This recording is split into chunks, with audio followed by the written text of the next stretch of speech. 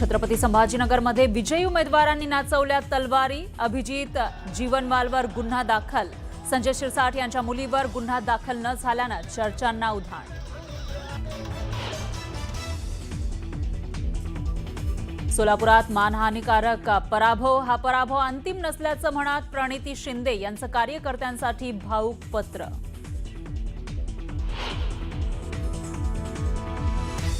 समरजित घाटगे यांच्या भाजप प्रवेशाची फक्त औपचारिकता बाकी। भाजपच्या जिल्हा परिषद निवडणुकीच्या बैठकीत घाटगेंची हजेरी। येरवडेत भरधाव कारचा थरार। चालकाचं नियंत्रण सुटल्यानं अपघात। 1 जण जखमी।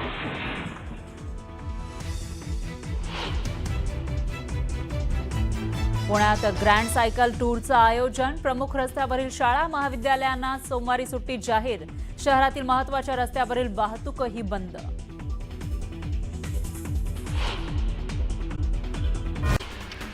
सिंधुदुर्गमध्ये जिल्हा परिषद आणि पंचायत समितीची निवडणूक महायुती म्हणून लढणार असल्याची घोषणा नारायण राणेंनी केली। जिल्हा परिषदेत भाजप 31 जागांवरती लढणार आहे, तर शिवसेनेला 19 जागा सोडण्यात आल्या।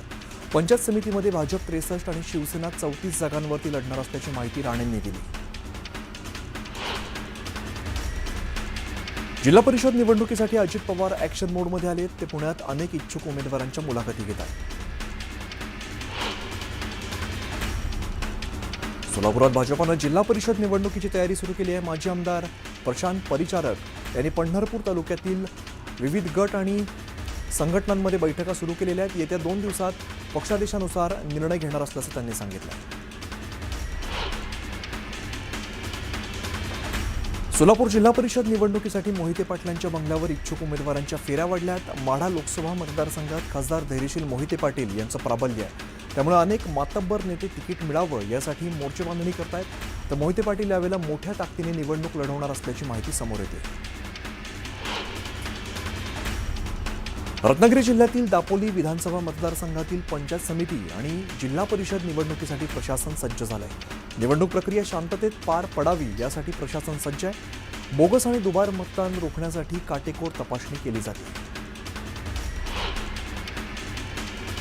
रत्नागिरी जिल्ह्यातील पंचायत समिती आणि जिल्हा परिषद निवडणुकीच्या पार्श्वभूमीवर दापोलीत कायदा सुव्यवस्था अबाधित राखण्यासाठी पोलीस प्रशासन सज्ज झालंय। याच अनुषंगाने जिल्हा पोलीस अधीक्षक नितीन बगाटे यांनी दापोलीतील पोलीस पाटील संघटनेची महत्त्वाची बैठक घेतली। भाजपचा महापौर होऊ द्यायचा नाही असं सर्वांनी ठरवल्याचं संजय राऊतांनी म्हटलंय। नगरसेवकांना कोंडलं तरी संदेश जाऊ शकतो असं म्हणत संजय राऊतांनी सूचक विधान केलं। तर पडद्यामागे अनेक हालचाली घडत असल्याचंही ते म्हणाले।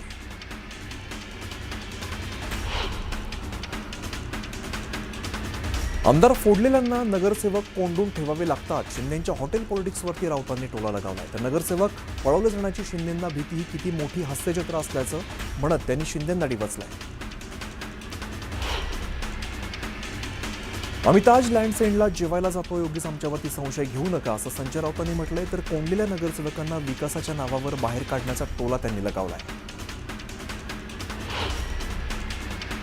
छत्रपती संभाजीनगरमध्ये विजयी उमेदवारांनी तलवारी नाचवल्यात। अभिजित जीवनवालवरती गुन्हा दाखल झालेला आहे, तर संजय शिरसाट यांच्या मुलीवरती गुन्हा दाखल न झाल्यामुळे चर्चांना उधाण आलंय। सिल्लोडमध्ये आमदार अब्दुल सत्तार आणि जिल्हाधिकाऱ्यांसह 3 अधिकाऱ्यांना कोर्टानं नोटीस बजावली। 2024च्या सिल्लोड सोयगाव विधानसभा निवडणुकीतील प्रचार सभेत मतदारांना धमकी दिल्याचा आरोप करण्यात आला। पिंपरी चिंचवडमध्ये क्रॉस वोटिंग केल्याचा आरोप करण्यात आलेला आहे। मतदान करण्याचं आवाहन करणारा व्हिडिओ समोर आलेला आहे, मात्र उज्ज्वला ढोरे यांनी हे आरोप फेटाळले। भुसावळ नगर परिषदेच्या कार्यालयाचं स्थलांतर करण्यात आल्याचा आरोप भाजपासह इतर पदाधिकाऱ्यांनी केला आहे। शरद पवारांच्या राष्ट्रवादीच्या नगराध्यक्षा गायत्री भंगाळे आणि संतोष चौधरींवरती पदाधिकाऱ्यांनी हा आरोप केलेला आहे। तर नगरपालिकेचे कार्यालय स्थलांतराचा कुठलाही ठराव झाला नसल्याची माहिती आहे। सांगलीमध्ये निकालानंतर जल्लोष करत हुल्लडबाजी करणाऱ्यांवरती कारवाई करण्यात आली आहे। पोलिसांनी तब्बल 328 जणांवरती कारवाई करत 3 लाखांपेक्षा अधिकचा दंड वसूल केला।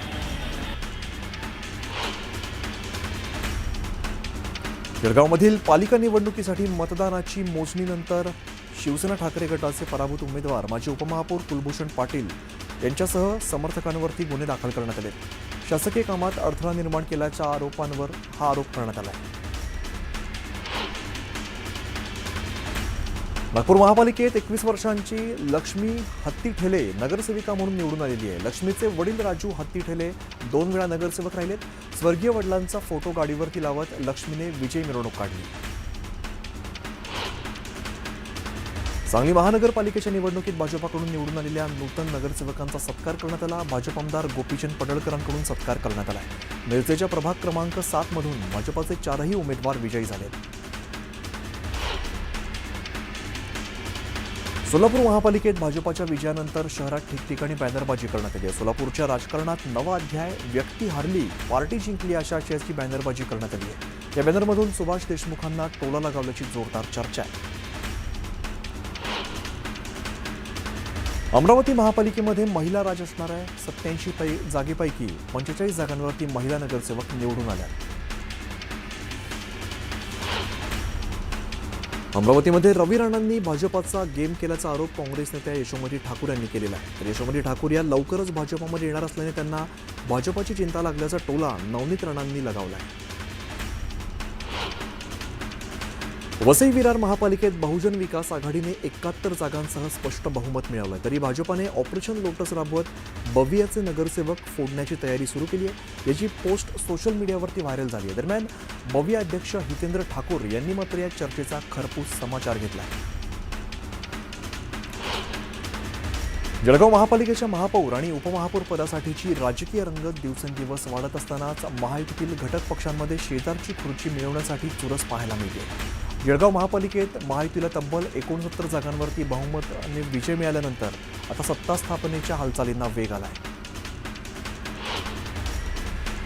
जळगाव जिल्ह्यात कापसाच्या दरात वाढ झालेली आहे. 7,900 प्रति क्विंटल दर कापसाला मिळतो. त्यामुळे शेतकऱ्यांनी समाधान व्यक्त केलं.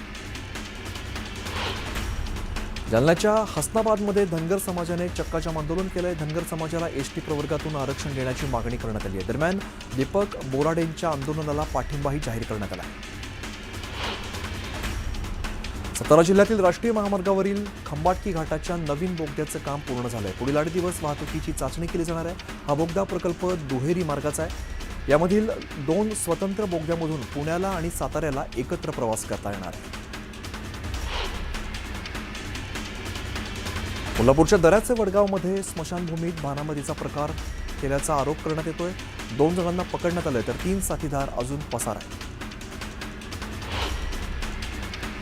सिल्लोडमधील शिक्षक गजेंद्र आवार यांनी अनोखी कला सादर केली आहे. चित्रकार पॉल सेझान यांच्या जन्मदिनानिमित्ताने त्यांनी सेझान यांचं व्यक्तिचित्र साकारलंय. जळगावच्या धरणगावातील बेकायदेशीर वास्तव्य करणाऱ्या इराणी महिला प्रकरणात नवी माहिती समोर आली. या प्रकरणातील संशयित आरोपींनी पाकिस्तानातील व्यक्तींशी संवाद साधल्याचं समोर आलंय. या प्रकरणात आतापर्यंत 3घांना अटक करण्यात आली. सांगलीच्या चांदोली परिसरात तारा वाघिणीचं दर्शन झालं. त्यामुळे पर्यटकांमध्ये उत्साहाचं वातावरण आहे. तर दुसरीकडे मानवी वस्तीलगत या वाघिणीचा वावर असल्यामुळे स्थानिकांमध्ये मात्र भीतीचं वातावरण आहे. थंडीच्या पोषक हवामानामुळे भरीत वांग्याचं उत्पादन मोठ्या प्रमाणावरती वाढलंय. त्यामुळे दर 25 ते 30 रुपये किलोपर्यंत घसरले. यंदा पोषक हवामानामुळे उत्पादन जास्त झाल्यामुळे किंमत सामान्य हंगामाच्या तुलनेत कमी झाली आहे. चोपड्यात जानेवारी महिन्याच्या पहिल्या 15 दिवसात 150 जणांना भटक्या कुत्र्यांनी चावा घेतलाय. त्यामुळे नागरिकांमध्ये भीतीचं वातावरण निर्माण झालंय.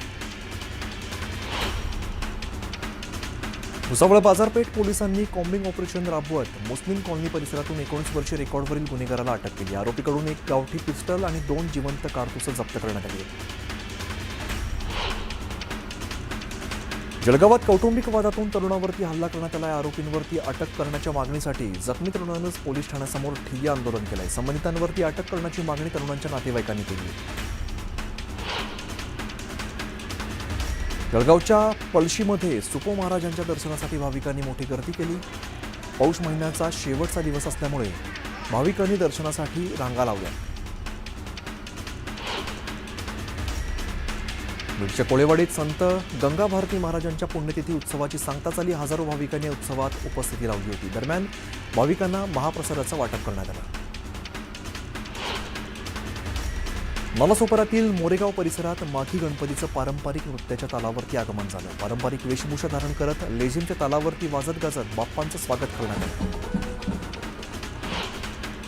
चिपळूणमध्ये मॅरेथॉन स्पर्धेचं आयोजन करण्यात आलं होतं. रन फॉर नेशन या संकल्पनेतून एज्युकेशन सोसायटीने याचं आयोजन केलं होतं. या मॅरेथॉनमध्ये मोठ्या संख्येने नागरिकांनी सहभाग घेतला.